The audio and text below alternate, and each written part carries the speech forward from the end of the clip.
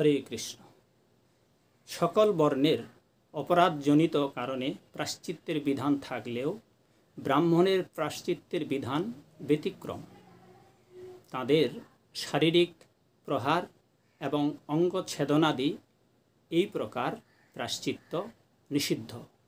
চলুন শাস্ত্রে সে সম্বন্ধে কী বলছে। কোনো মানব অথবা কোনো ব্রাহ্মণ তিলকাদিবিহীন হয়ে যদি ভগবান কেশবের শ্রী গোবিন্দের পূজার্চনা করে, মন্ত্র জপাদি করে, তাহলে তা সকলেই নিষ্ফল হয়। য পূজয়তি কেশবম তৎ সর্বম বিফলং জিয়াতি পূজা মন্ত্র জপাদিকম। পদ্মপুরাণ উত্তরখণ্ড 224 অধ্যায়ের 32 এবং 33 শ্লোক, পদ্মপুরাণ স্বর্গখণ্ডের 47 অধ্যায়ের 10 শ্লোক, স্কন্ধ পুরাণে বিষ্ণু মার্গশীর্ষ 3 অধ্যায়ের 21 শ্লোক।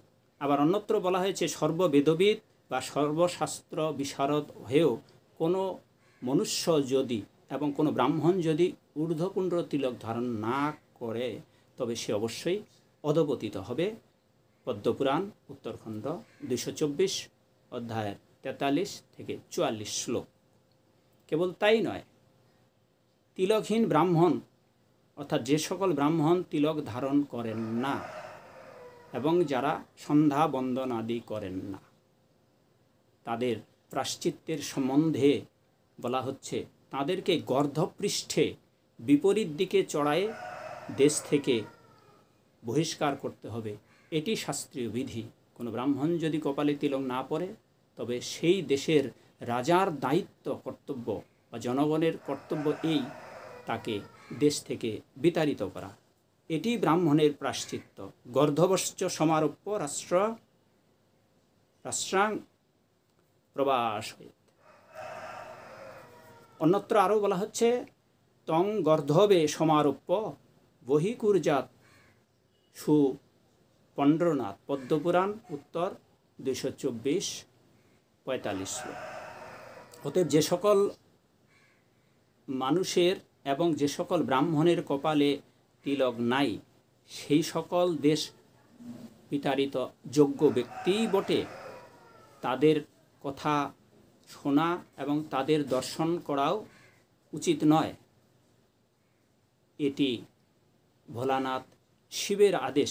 যৎ শরীরং মনুষ্যানা মূর্ধন পুণ্ড বিবর্জিতম দ্রষ্টব্যং নৈব তৎ কিঞ্চিৎ। পদ্মপুরাণ উত্তর 225-12, পদ্মপুরাণ স্বর্গ 47-11।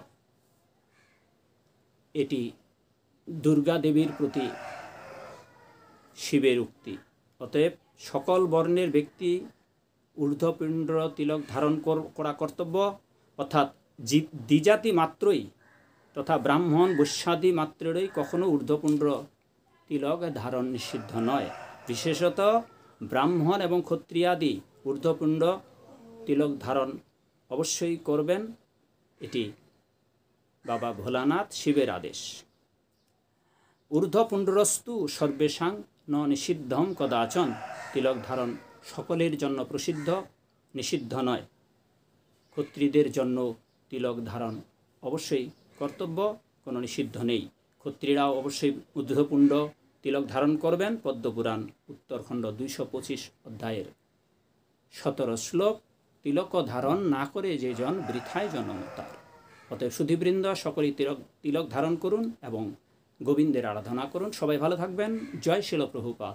জয় হোক আপনাদের সকলের। হরে কৃষ্ণ।